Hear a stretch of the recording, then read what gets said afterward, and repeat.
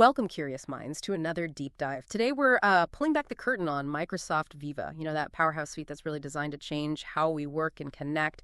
And for this one, we're looking at a great summary from João Ferreira's Hands-on Teams blog, specifically his post covering what's new for Microsoft Viva in June 2025. It's really packed.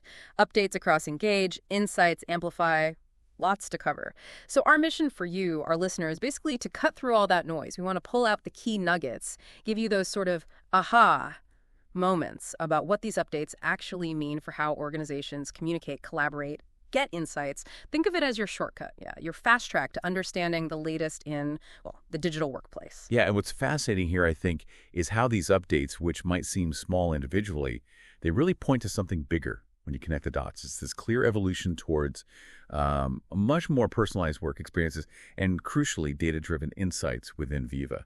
So we'll dig into not just what's changing, but really why these changes matter for you and your organization. Okay, let's dive in then. And it seems like the place to start has to be AI, right? Specifically Copilot. It feels like it's everywhere this month. Oh, absolutely. The expanded Copilot in Viva Engage is probably the headliner. It's designed to make Engage feel more like a personalized AI companion. So it helps you stay informed, it surfaces relevant insights just for you, and it can even help you recall important stuff from past chats and discussions. Right, like finding that specific comment someone made weeks ago without scrolling endlessly. Exactly that kind of thing. It's meant to be really intelligent about your context. That sounds incredibly useful. When does that start rolling out? The rollout begins in July 2025. But it's initially for users with a Microsoft 365 Copilot license. Okay, so that's a key point. Yeah, it really means organizations should be looking at their licensing now and probably more importantly, getting their change management ready. How to actually help people use it effectively. Makes sense. Prepare for the impact. So, personalized info flow, what else is Copilot doing? You mentioned data-driven insights. Yeah, connecting that thought, Copilot's influence extends right into data and reporting. Viva Insights is getting a new Copilot Business Impact Report. It's a Power BI report, and it's specifically designed to help you see the connection, the correlation between how much Copilot is being used and your organization's KPIs. So you can actually try to measure the ROI, see if Copilot is moving the needle on things that matter. Precisely. It's about understanding the actual impact, the value you're getting from that AI investment. Super important for leaders. Definitely. And still on Insights, I saw something about new categories for prompts to understand how people are using it. Correct. The Microsoft Copilot dashboard in Viva Insights will get these new prompt categories, things like ask and find, catch up, draft and brainstorm, and just other. They're expected around late July 2025. No admin action needed, but updating your internal guides or training might be smart once you see how people use those different modes. Good tip. And what about orgs maybe not fully licensed yet or just starting out? Is there help within Viva itself? Yes, and this is quite a smart move, I think. There's now a Copilot adoption community in Microsoft Viva Engage. And the key thing, it's available to all customer tenants. Without needing a Copilot license. Exactly. No license required. So it's basically a space for peer support, asking questions, sharing best practices for rollout and adoption. It lowers the barrier for everyone to start learning and preparing. And that's available right now. That's really smart, building that community early. Okay, shifting slightly, but still related to information access, hands-free news updates. Tell me about that. Yeah, this one's quite interesting. It's the new News AI audio briefing in Viva Connections. So imagine getting an AI-generated audio summary of, say, the top 10 news items from your Viva Connections feed. It just plays them one after another. Great for catching up on company news, hands-free, maybe while you're commuting or something. Where does that work? It's available in the Viva Connections app within Teams desktop and also in the browser via the main Viva portal, viva.cloud.microsoft. Okay, cool. So AI is definitely a huge theme. Let's switch gears a bit, talk about compliance and the admin side of things.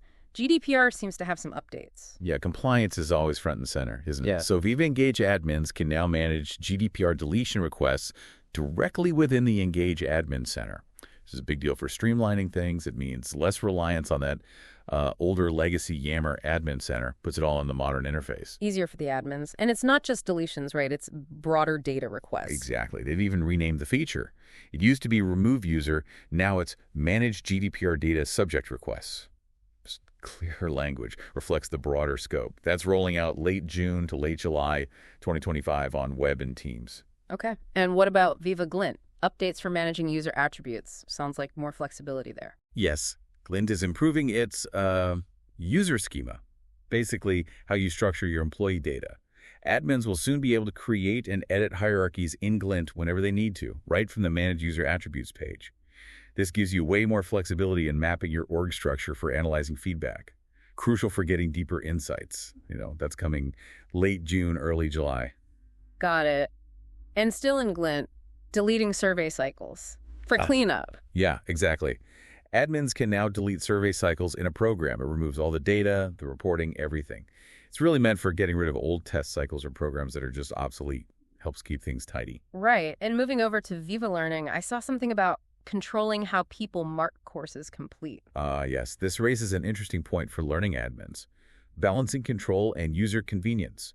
Viva Learning gets an admin toggle to enable or disable the mark complete feature. Sometimes learning providers don't automatically signal completion, right? So this lets learners manually mark it done. But admins might not want that sometimes. Exactly. Maybe for compliance or certification, they need the system verification. Right. So it's enabled by default from June 2025, but admins have the choice to turn it off in the settings. Flexibility. Okay.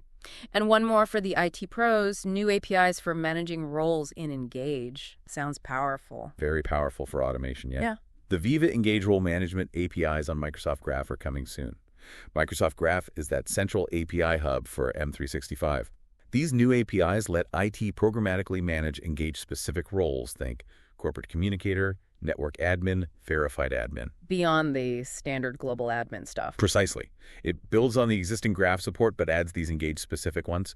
Great for managing roles at scale, especially in big companies. Beta versions are out already if you want to test. Okay, that covers a lot on the admin and compliance front. Let's pivot back towards the user experience and general engagement. Viva Pulse first. Right, Viva Pulse. What's really interesting here for getting better feedback is the introduction of skip logic to surveys. So, you can make the survey adapt based on how someone answers one question, the next question they see might change. Like if they say no to something, they skip the follow-up questions about it. Exactly that. It works for single choice and rating scale questions. It makes surveys feel much more tailored, less repetitive, probably better quality feedback too. That's rolling out early to late June. Sounds much smarter. And delegation and Pulse as well. Yes, another useful one. A new delegation capability in Microsoft Viva Pulse. It lets certain roles, maybe like HR, partners, or managers, manage Pulse surveys on behalf of senior leaders. Spreads the load a bit. Exactly. Helps distribute the work of gathering feedback, empowers more people to run surveys, starts mid-July, enabled by default, but admins can control it. Okay. Now, Viva Amplify for communications. Some cool updates there. A new metric? Yeah, communicators will like this. Amplify reporting gets a click-through rate, CTR metric. So a new card will actually show the percentage of unique people who clicked a link in one of your publications. That's super valuable. Moving beyond just reach to actual engagement. Totally. Tells you if your call to action is actually working, what content grabs attention. And something about smoother video playback. Yes. This is one of those quality of life things that can make a real difference. Videos you embed in Amplify campaigns or SharePoint News will now play directly inside Outlook emails. Instead of opening a browser window. Right. No more clicking away. Just plays right there. Rules out July to September. It should make people much more likely to actually watch those videos. Less friction. That's a great improvement. And for global companies, a big inclusivity win for Engage. A really big one, I think. Viva Engage now supports 14 additional languages. That significantly widens its reach for global teams. Employees can use it in their preferred language. It's not just about translation, it's about feeling included, right? Making communication easier across diverse teams. Users just select their language in settings. Fantastic. And finally, for the data analysts listening, more Power BI customization within Viva itself. Absolutely. More power to the analyst. They can now use the embedded Power BI editing tools to actually customize visuals and pages in their Viva reports. So adding new charts, creating new report pages, changing themes, texts, all directly within Viva. And then publish those custom views. Yeah, publish them back for the organization. Much more flexibility to tailor how data is presented, make it really hit home for specific audiences. Okay, wow, we've covered a ton. But there are still a few more important admin and platform updates we should probably touch on quickly before we wrap. Viva Goals. Yeah, just a quick but important heads up for Viva Goals users. Given its planned retirement, Microsoft has added that data export option. Really crucial for getting your goal data out and into whatever system you're moving to. Don't forget that. Right, essential for transition, and also a new general export feature for analysis. Yes. Separate from the sunsetting aspect, there's a new data export feature for admins. Lets you export goal-related data in JSON or CSV, much better for doing deeper analysis outside of goals itself. That's enabled by default mid to late June. Okay. What about Viva Insights service plans? Any changes admins need to know? This is more of a technical housekeeping thing. If you have tenants with the old MyAnalytics fold or Insights by MyAnalytics service plans, you'll start seeing some additional unassignable tenant-level service plans show up from July 2025. Anything admins need to do? Nope, no action required. It's basically an update behind the scenes for security alignment. Existing features don't change. Just don't be surprised when you see them pop up in the admin center. Got it. Just an FYI. And a technical one for Viva Amplify about tokens.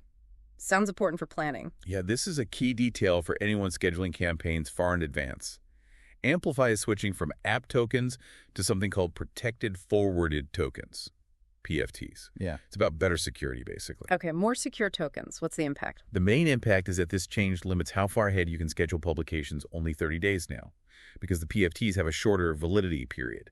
So if you schedule something way out, the token might expire before it publishes, and you'd need to reschedule. Ah, okay, so need to adjust planning cycles for content scheduled far out. Pretty much. No admin action needed, but definitely worth updating internal processes or documentation around campaign scheduling. Good to know. And lastly, a simplification in Amplify. Groupless campaigns. Yes, and this sounds like a really welcome simplification for communicators. Groupless campaigns in Viva Amplify. Previously, you had to tie campaigns to a Microsoft 365 group or a Teams channel. Which could be a bit clunky sometimes. Exactly. This removes that requirement. So simpler setup, likely faster performance, and less overhead managing all those groups just for communications.